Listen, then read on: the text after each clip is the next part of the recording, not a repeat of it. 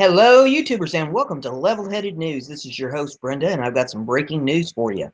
There are 3 articles in this episode, and all 3 of them are in the description of this video in case you want to pull them up to see them for yourself. The first one here is off of BBC, and it says, North Korea crisis. North test fires ballistic missile. North Korea has test-fired a ballistic missile, the South Korean military quoted by Yonhap news agency says. It was not clear how far the missile traveled, but a U.S. government source told Reuters the test failed. The missile was fired from the site in South Pyongyang province, north of Pyongyang, in the early hours of Saturday morning, local time, South Korean military chiefs of staff said. They said the type of missile was not known yet. There has been no word from North Korea. The reported launch occurred from a matter of hours after the U.S. Secretary of State, Rex Tillerson, called on the rest of the world to help force North Korea to give up its nuclear ambitions. Tensions in the region have increased lately, with both North and South Korea conducting military exercises. Less than a week ago, a North Korean missile test failed. The U.S. military reported that the missile exploded within seconds of being launched. A few days later, on Wednesday, the U.S. installed anti-missile equipment at a site in South Korea. The Terminal High Altitude Area Defense System, or THAAD, is designed to shoot down short and medium-range ballistic missiles as they are approaching their target in the final phase of flight. Now, the next article here is off of CNBC, and it says, North Korea ballistic missile test fails, NBC News confirms. The North Korea fired a ballistic missile early Saturday, but a U.S. official confirmed to NBC News that the test failed. U.S. Pacific Command said the missile did not leave North Korean territory. North Korea test fired a ballistic missile on Saturday in local time, but the missile exploded soon after launch, U.S. officials told NBC News. The officials said that the failed test involved a short-range non-nuclear missile, which would be able to hit Seoul but not Japan. One official told NBC that the U.S. had warning of the test and watched it closely.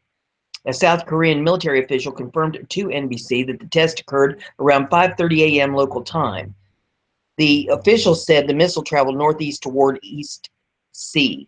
Currently, we are closely monitoring North Korea's further military provocation and are totally ready to meet any and all kinds of provocation, the official told NBC.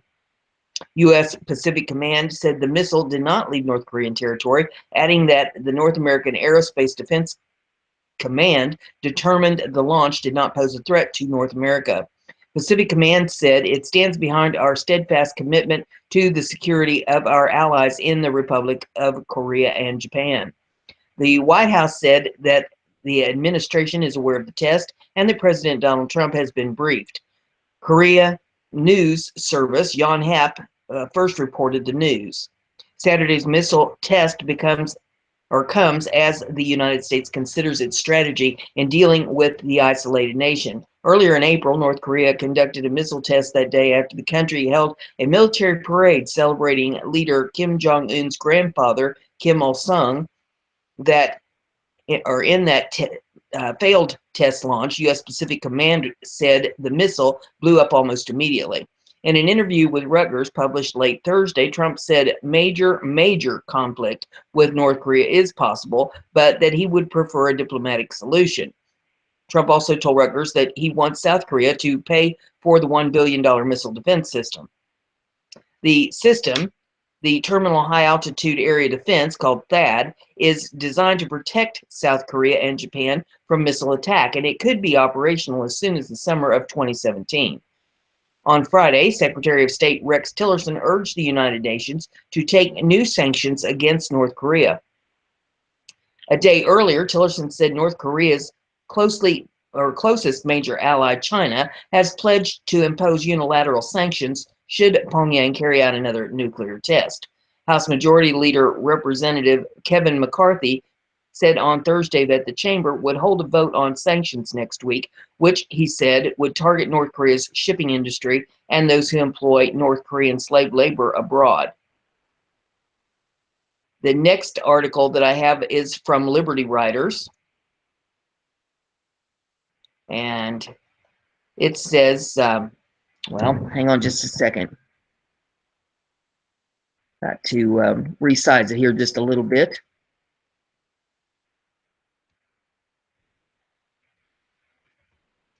There we go. Warning. This admiral just told Trump which U.S. state North Korea could strike today. Top U.S. military officer in the Pacific said on Wednesday that North Korean leader Kim Jong-un is in a position to threaten Hawaii today. The Washington Post is the one that first reported that Navy Admiral Harry B. Harris Jr., the chief of the U.S. Pacific Command, then told the House Armed Services Committee that we have sufficient missile interceptors in Alaska and California. He said that Hawaii could benefit from more equipment. U.S. Representative Tulsi Gabbard, Democrat of Hawaii, asked how bad the threat is. This is not good, folks. One of our states is supposedly under threat, and the only thing that the lying liberal media can do is talk about their fake opinions of Trump in his first 100 days in office. So that's all I have for you in this episode. If you like what I'm doing here, give it a thumbs up, share it on your social media so everybody gets to hear the news, and don't forget to subscribe. That way you'll stay informed. Have a great evening.